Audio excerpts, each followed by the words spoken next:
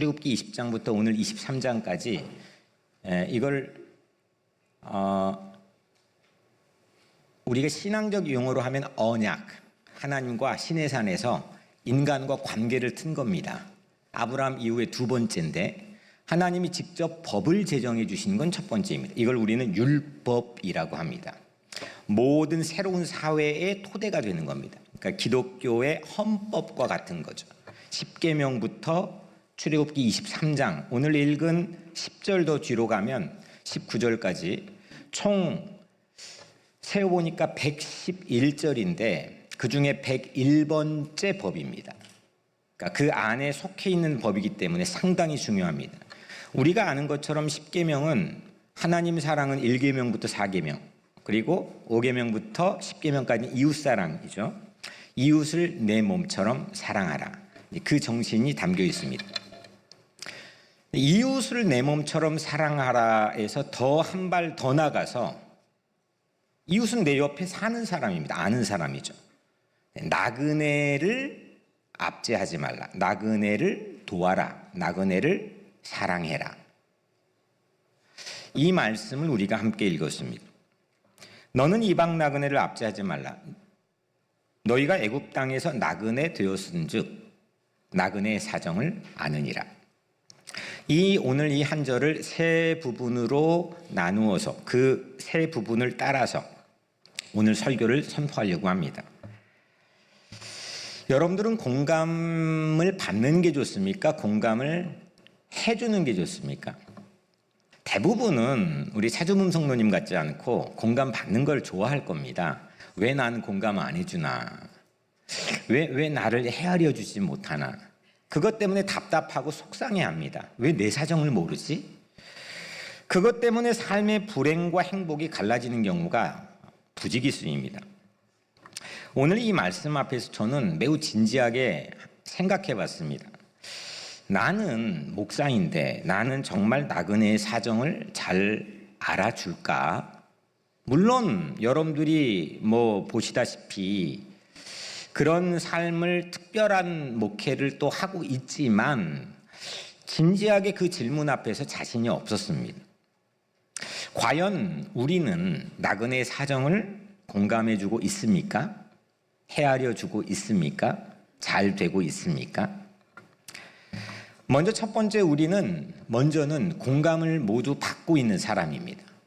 첫 번째 대지입니다. 공감을 한번 따라해 볼까요? 나는 공감을 받고 있습니다. 오늘 말씀에 중간 부분에 이런 구절이 있죠. 너희가 애굽 땅에서 나그네 되었은즉. 너희가 애굽 땅에서 나그네, 무슨 말인지 아시겠죠? 이스라엘 백성이 이집트에서 나그네였어요. 본래는 요셉이 총리였다가 가족을 이민 초청했죠. 그래서 정착을 하게 되었습니다. 그런데 요셉을 알지 못한 새로운 왕이 등극해서 이들이 노예로 전락합니다. 완전히 천덕꾸러기가 됩니다. 사람 취급받지 못합니다. 누구든지 우리는 나그네 될 때가 있습니다. 여러분들은 어떻습니까? 언제가 떠오릅니까? 나그네. 처음 이민 왔을 때, 그죠? 내가 처음 비행기 타고 이 낯선 땅에 떨어졌을 때, 80년대는 봉제공장, 90년대 네일샵, 이렇게 한인들의 비즈니스가 하나의 트렌드로 변천해 왔는데 오면 여튼 어딘가 가서 해야 되는, 한국에서 한 번도 해본 적이 없는 그런 낯선 일들, 남의 발을 만져야 되고 처음 만졌을 때 집에 와서 서러운 눈물을 흘리기도 했던 사람들이 부지기수였습니다. 신분 문제로 왜 한국에서 우리가 고심할 이유가 뭐가 있었습니까? 이 낯선 땅에 와가지고 내가 특별한 범죄를 저지른 것도 아닌데 어떻게 살다 보니까 그렇게 된 건데 마치 그런 취급을 받을 때 당황스러운 나그네 서름을 우리는 잘 알고 있습니다.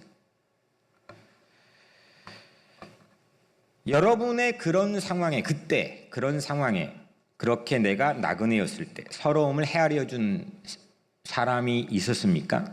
그런 경험이 기억이 나십니까? 나그네라는 건 누구일까요? 나그네는 여튼 낯선 사람입니다.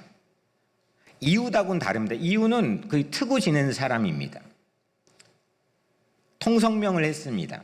그런데 나그네는 지나가는 사람입니다. 아직 정착하지 않는, 내가 잘 모르는 사람입니다. 우리는 이런 나그네 경험을 늘 하고 삽니다. 꼭 이민자가 아니어도 그런 나그네 경험을 합니다. 자녀들도 엄밀히 나에게는 한 20년 내가 품 안에 있는 거지, 지나가면 나에겐 낯선 사람처럼 느껴질 때가 얼마나 많이 있습니까? 제가 영국에 처음 갔을 때였습니다. 2001년도 1월 달이었습니다. 여러분들도 그럴 때가 있었죠? 준비되지 않는 유학생이었습니다. 남들처럼 꿈은 오래전부터 준비를 했지만 실질적으로 그걸 위해 준비해 본 적이 없었습니다. 모든 게 서툴렀고 모든 것이 낯설었습니다. 첫 번째 다닌 교회가 동네에 있는 백인들이 대부분 다니는 교회였습니다. 교회 이름이 크라이스트 처치였습니다. 거기에 발이라는, 항상 자기 이름을 소개할 때 발 이렇게 얘기하는데, 발이라는 이름을 가진 한 나이가 지긋한 할머니가 늘 제 얘기를 들어줬습니다. 언어도 서툴고 하는데 늘 곁에 붙어서 들어줬습니다. 헤아려줬습니다.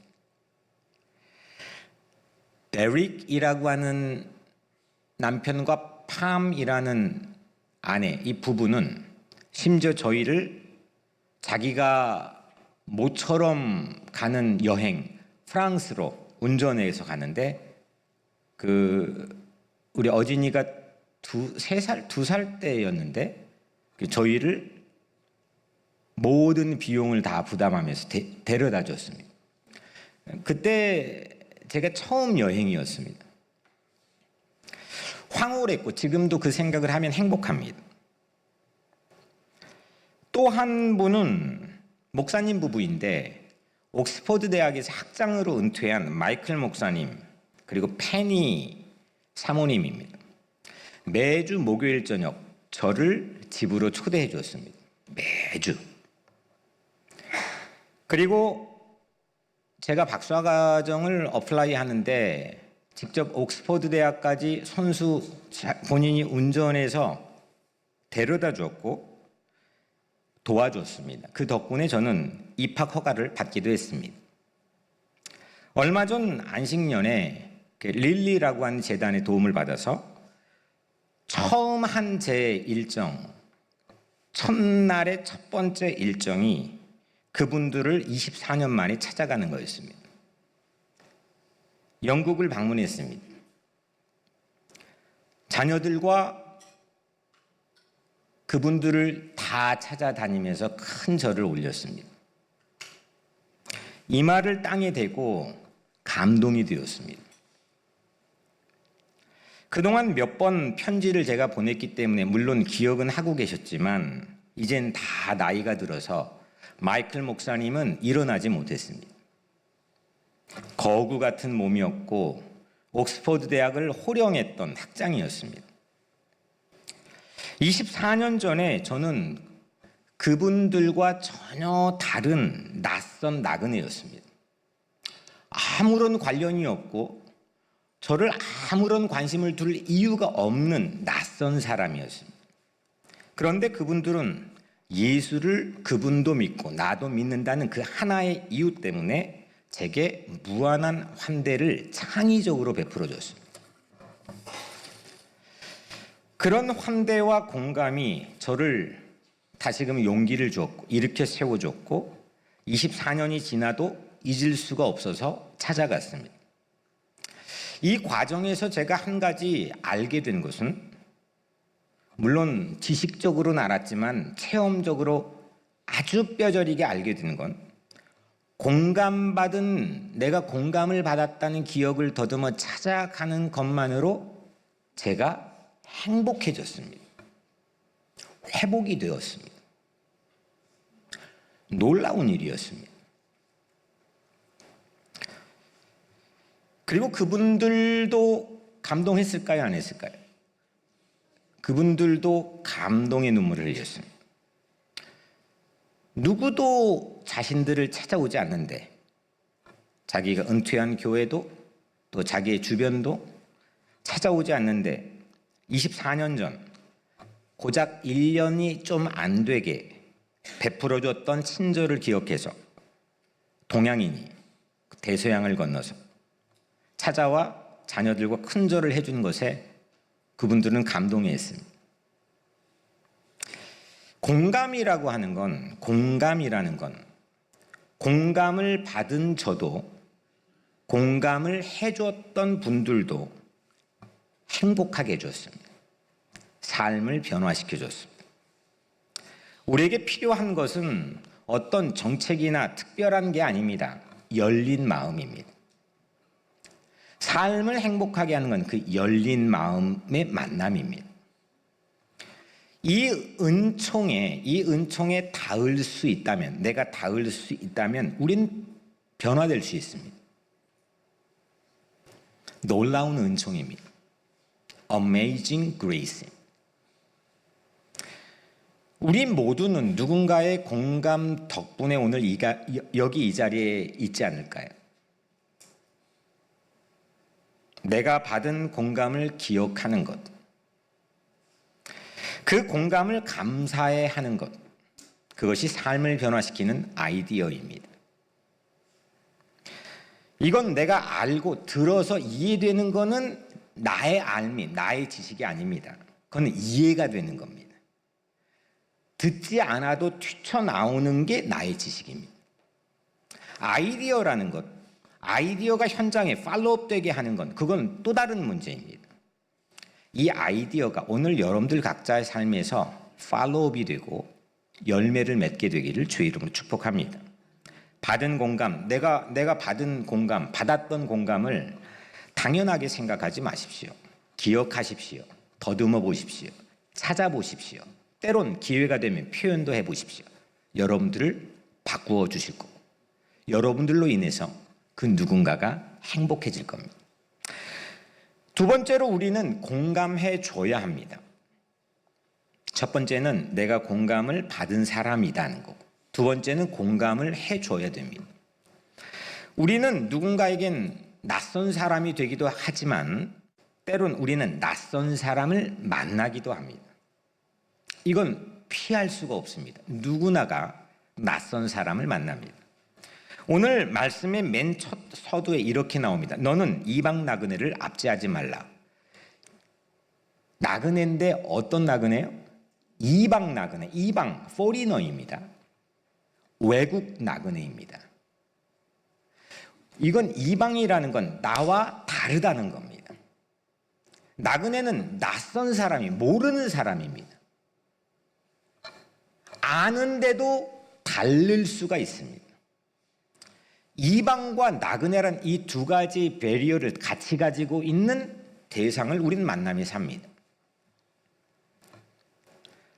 낯선 것을, 나그네를 넘어서 다른 것, 나와 다른 것. 부부가 사는데도 집안에도 아내는 남편이 될 수도 있지만 때로는 왼수가 되기도 합니다. 나와 왜 이렇게 다르지? 다르니까 결혼했지요. 다르니까 만나 조화를 이루며 사는 거죠. 그럼 모르고 결혼했나? 근데 우리는 왜 이렇게 다르지? 아이가 커가면서 나랑 다릅니다. 생각이 다릅니다. 보는 시선이 다릅니다. 왜 이렇게 다른 거야? 폭폭합니다. 교우들을 보고도 다릅니다. 여러 가지 생각이 전부가 자기의 경험에 따라 다릅니다. 내가 가지고 있는 세상을 바라보는 시선도 다릅니다. 다른 것 천지입니다. 어쩌면 나 외에 모든 사람이 다릅니다. 그래서 이방 나그네도 그냥 나그네가 아니라 이방 나그네는 공감하기가 정말 쉽지 않습니다. 공감이라고 하는 건 비슷한 걸 발견해야 빌드업이 됩니다. 공감은 동질감의 토대 위에 세워집니다. 그래서 사람이 만나면 친구가 되고 싶으면 물어보죠. 고향이 어디예요? 그 학교 나왔어요?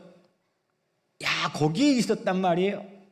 무언가 하나라도 나랑 비슷한 점을, 동질감을 찾으면 공감이 깊어지는 문이 열립니다. 비슷할수록 공감의 농도는 깊어집니다. 그래서 가족, 동문, 고향, 종교, 심지어 교단이 같으면 공감이 용이해집니다. 그런데 여러분, 여기에 함정이 있습니다. 그렇게 집단 내부에 동질감이 비슷한 사람들의 공감이 깊어지고 결속이 깊어지면 깊어질수록 그 집단 외부에 있는 사람은 어떨까요? 집단 외부를 향한 경계심이나 의심이나 두려움은 더 강해집니다. 외부인에 대한, 이민자에 대한, 특별한 다른 인종에 대한 그런 방책을 한다는 건 자기가 위험하다고 하는 반증입니다. 위기라고 하는 반증입니다. 결속이 필요하다는 반증입니다.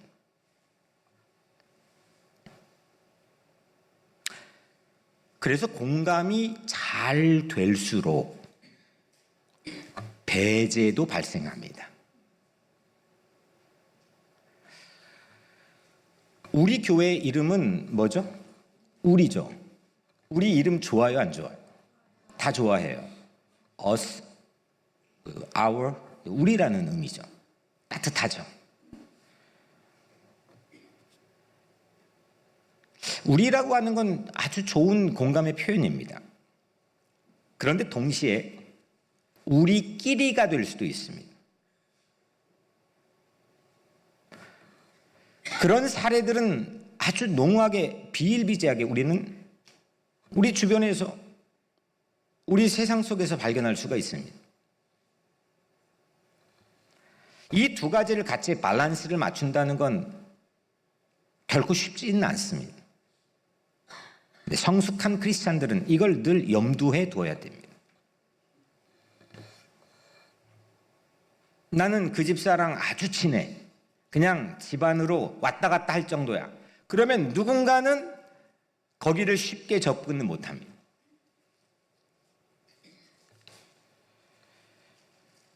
영장류 학자인, 아주 유명한 영장류 학자인데 프란스 드바리라고 하는 사람이 이렇게 말했습니다. 정말 아주 딱 맞는 말을 했습니다. 우리는 적을 미워하고 우리는 거의 알지 못하는 사람을 무시하고 우리는 우리와 닮지 않는 사람을 불신하도록 진화해 왔다.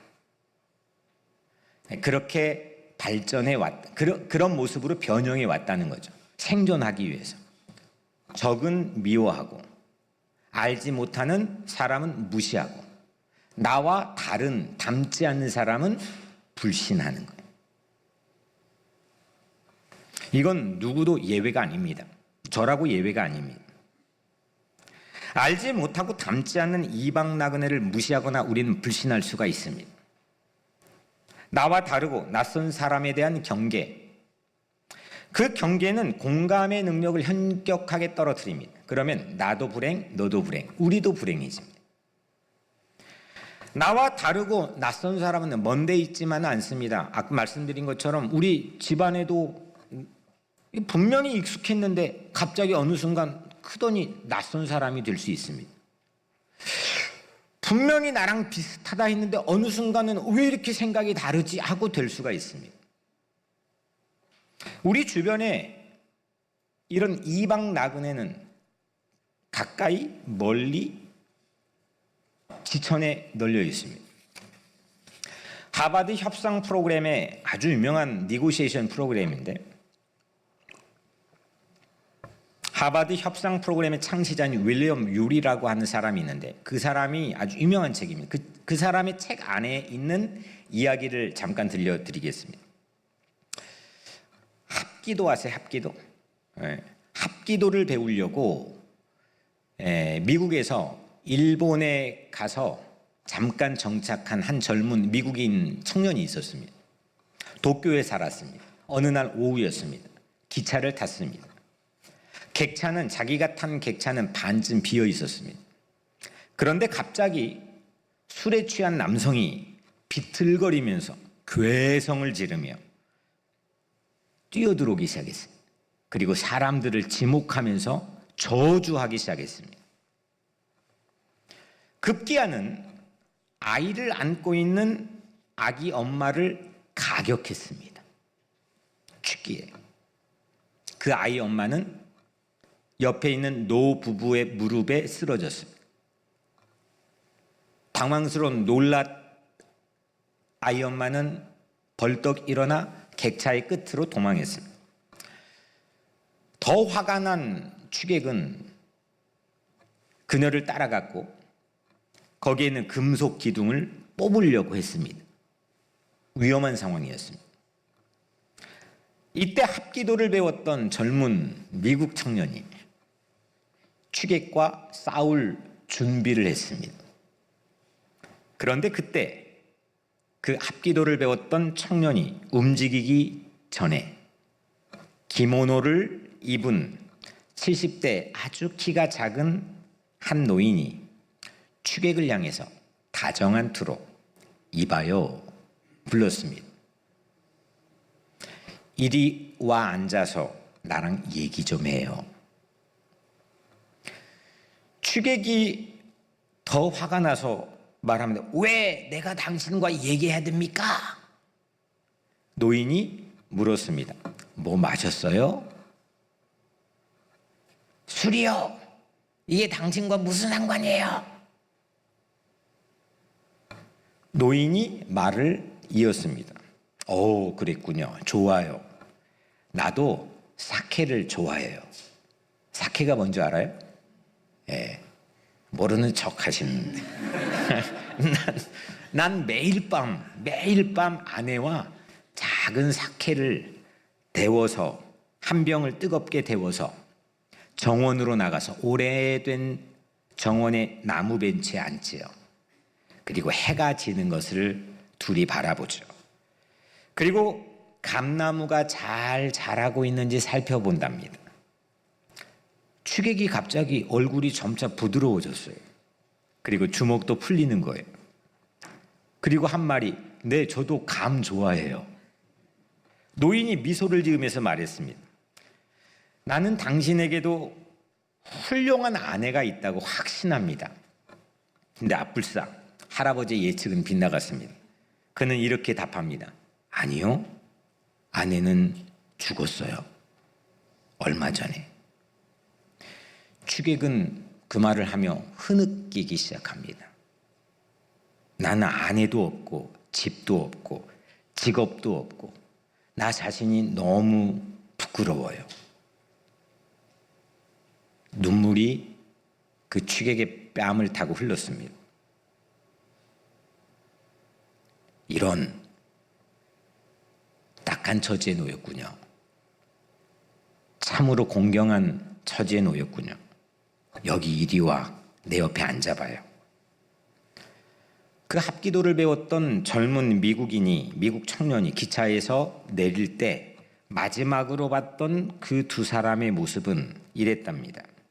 취객이 노인 무릎 사이에 머리를 파묻고 있었고 노인은 부드럽게 그의 머리를 쓰다듬고 있었다. 공감의 힘입니다. 물론 모두가 이 노인처럼 할 수는 없습니다. 그리고 함부로 위험한 사람을 이렇게 이 노인처럼 무장 해제하려고 시도해서도 안 될 겁니다. 하지만 이 이야기는 공감의 힘을 보여줍니다. 다른 사람의 눈으로 바라보며 나는 그 확신을 갖고 있다 이거예요. 나는 뭐 경험해봤다 이거예요. 그럴수록 사실은 하나만 아는 거지 열은 모를 수 있는 가능성이 많거든요. 다른 사람의 무수한 다양한 사람의 입장에 서보며 그 감정에 뚫고 그 감정의 대기권에 진입하려고 하는 힘, 그 공감의 힘. 그 공감의 힘은 합기도보다 강했습니다. 그 공감은 이방 나그네를 변화시킬 수 있는 아이디어였습니다. 우리는 아이디어가 가진 만큼 살 수 있습니다. 내가 받아들여지고 내가 수용되어지고 내 말이 들려지고 내 자신이 중요하다고 느껴지게 만드는 공감의 힘. 그것이 공감입니다. 우리가 신앙을 사실 가지고 있는 것은 모두 다 이 공감 덕분입니다. 그것도 좀 생소한 표현이지만 하나님의 공감 때문입니다. 우리는 애초에 하나님과는 비슷한 점을 찾을래야 찾을 수가 없는 사람입니다. 혹시 여러분들이 스스로 나는 하나님과 비슷한 점을 너무 많이 찾고 있다는 사람이 있습니까? 애시당초 우리 처지라는 게 우리는 죄인입니다. 하나님은 완벽한 죄인이 없으신 분이 하나님이겠죠. 완전 다릅니다. 낯선 존재입니다. 그런데 하나님 입장에서는 이렇게 낯설고 다른 죄인을 하나님은 우리가 받아들여질 수 있는 존재로 문을 열어주었습니다. 우리가 말하면 들려지는 존재로 우리를 기도자로 승격시켜 주셨습니다. 그걸 약속해 주셨습니다. 공감의 아이디어의 출처는 하나님이십니다. 그래서 그 하나님이 우리에게 명령합니다. 법으로 제정했습니다. 이방 나그네를 환대하고 사랑해라. 세 번째는 이 공감은 삶의 목적이기도 합니다. 그러면 이렇게 질문할 수 있죠. 아니 우리는 그러면 어떻게 공감 좋은데 어떻게 공감할 수 있습니까? 여러분들 아십니까? 어떻게 하면 공감을 잘할 수 있습니까? 나도 공감 잘하고 싶은데요, 목사님. 어떻게 하는 겁니까? 오늘 말씀의 마지막엔 이렇게 나와 있습니다. 너희가 나그네 사정을 아느니라. 너희가 애굽 땅에서 나그네 되었은즉 나그네 사정을 아느니라. 사정을 알아주는 게 공감이잖아요. 그죠? 사정을 모르는 거는 공감할 수가 없는 전제 조건입니다. 사정을 아는 게 공감입니다.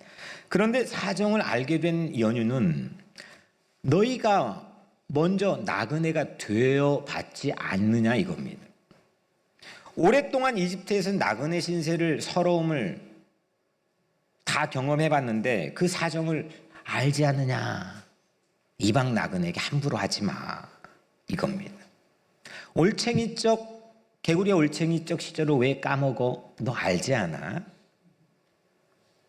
사실 이거는 매우 중요한 공감으로 가는 지름길입니다. 내가 경험해 봤다는 것, 내가 배고파 봤다는 것, 내가 목말라 봤다는 것, 내가 외로워 봤다는 것, 내가 서류 미비로 불안해 봤다는 것. 이렇게 표현할 수 있죠. 내가 당해봐서 아는데 이 문구. 내가 해봐서 아는데 이 말은 매우 중요한 공감으로 가는 지름길입니다. 그런데 이 말이 공감의 장애물이 될 우려가 매우 많습니다. 내가 해봤는데, 내가 거기 있어봤는데, 내가 그거 해봤다니까, 내가 당해봤는데.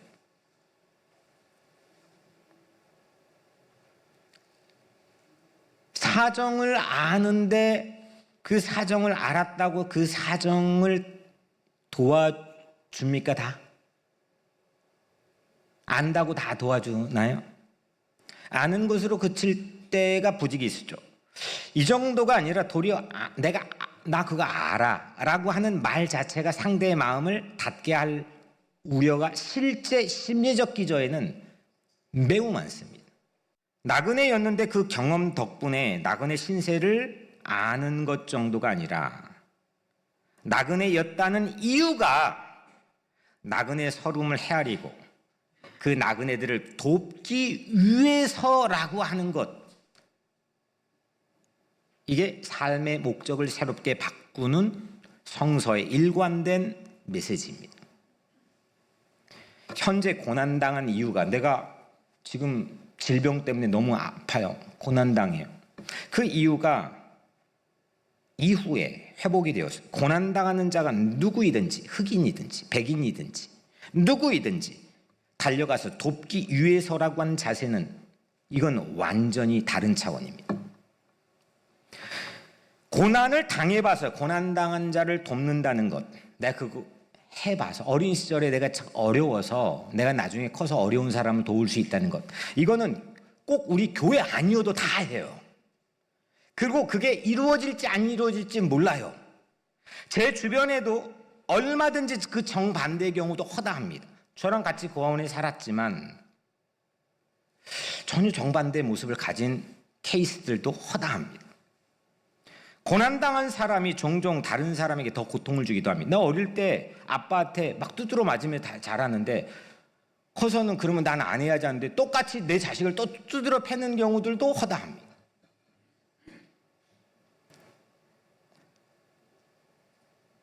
그건 될 수도 있고 안 될 수도 있습니다. 신앙이 아니어도 이건 밖에서도 얼마든지 선한 사례들을 발견할 수 있습니다.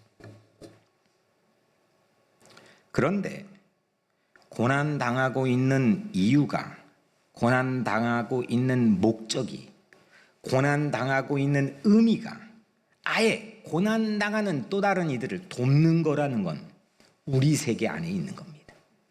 왜냐하면 하나님이 예수를 통해 우리에게 그렇게 하셨기 때문입니다. 내 고난을 향한 자세와 태도를 완전 다른 차원에서 바꾸어 버립니다.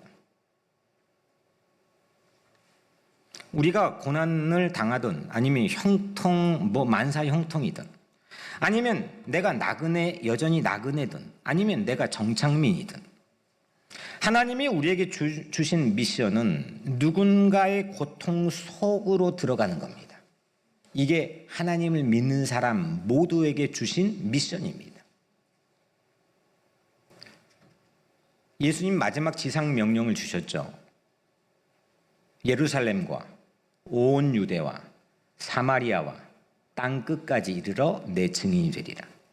예루살렘과 유대는 자기 민족입니다. 세상에서 가장 그 단일 민족이라고 자부심을 가지면서 우리끼리 결속력이 가장 강한 민족입니다. 예루살렘 같은 도시에서 차원이 다른 낯선 사람을 만날 확률이 그렇게 많지 않습니다. 유대도 마찬가지입니다. 그런데 사마리아는 넘어가는 겁니다. 적대자들이 사는 곳입니다. 땅끝은 낯선 무지 많은 이방 나그네들이 지천인 곳입니다. 주님은 우리에게 그런 미션을 주셨습니다. 그게 삶의 목적으로 바뀌어진 사람이 제자들입니다. 그 제자들이 모여서 세우는 공동체를 우린 교회라고 부릅니다. 그 교회는 우리 안에 따뜻한 것도 있어야 되지만 교회는 늘 바깥을 향해서도 개방적이고 열려 있어야 됩니다. 우리끼리만 되어서도 안 됩니다. 물론 바깥으로만 열려 있어서도 되지 않고 이 안에도 예배와 교제가 필요합니다. 이 두 가지는 밸런스가 필요합니다. 나는 어릴 때부터 이거 내 스타일이 이거야 라고 좀 그건 반쪽짜리 교회가 될 수 있는 거예요.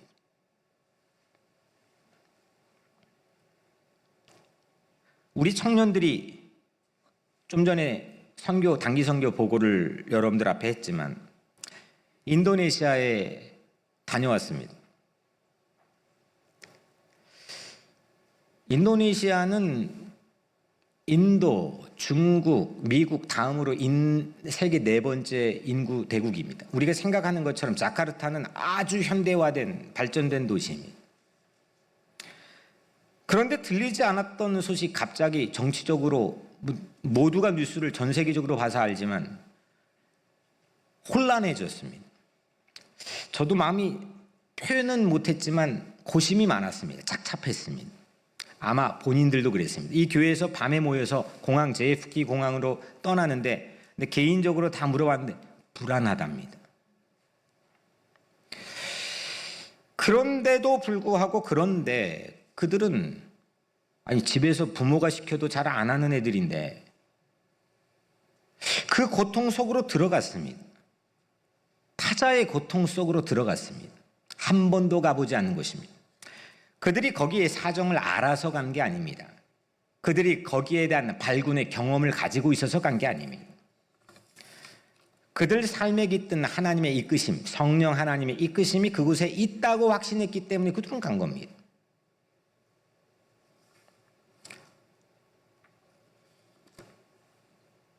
예수 잘 믿고 사는 것은 공감의 영역을 넓혀가는 겁니다. 성숙한 어른이 되시길 바랍니다. 나이가 들어가는데 존경받는 어른들이 우리 교회에 좀 많았으면 좋겠습니다. 난 저 어른처럼 그렇게 나이 들고 싶어. 그 딱 한 가지의 비결을 예수님으로부터 알려드리자면 공감의 영역을 넓히는 겁니다. 헤아려 주는 겁니다.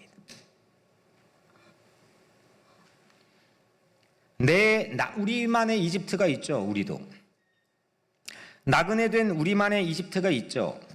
그 내 이집트에서 나그네 된 경험의 목적은 다른 나그네의 사정을 아는 것이며 그걸 넘어서 다른 나그네를 공감해 주기 위해서입니다. 이게 미션입니다. 제 인생에서 최고의 공감을 받아본 하나의 경험을 꼽아보란다면 바로 이 이야기입니다. 제가 살았던 고아원에는 원생들마다 후원자가 있습니다. 1대1로. 그러니까 아마도 그냥 물어보진 않았지만 그래야 아마 이렇게 그 공적 돈을 받을 수가 있었을 겁니다. 후원자가 한 명씩 붙어 있습니다.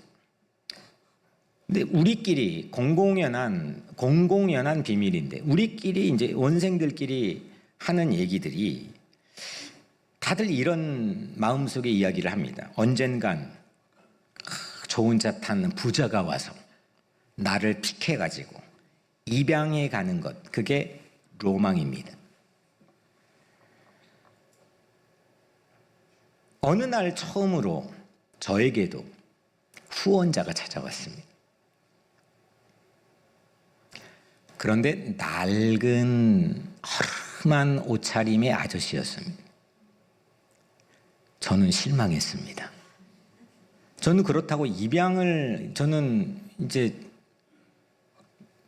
나를 부모가 데리러 오겠지라는 게 이제 내 기도의 줄기찬 소망이었기 때문에.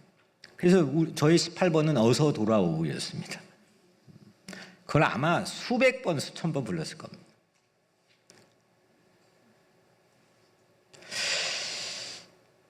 그런데 그 허름한 아저씨가 찾아왔습니다.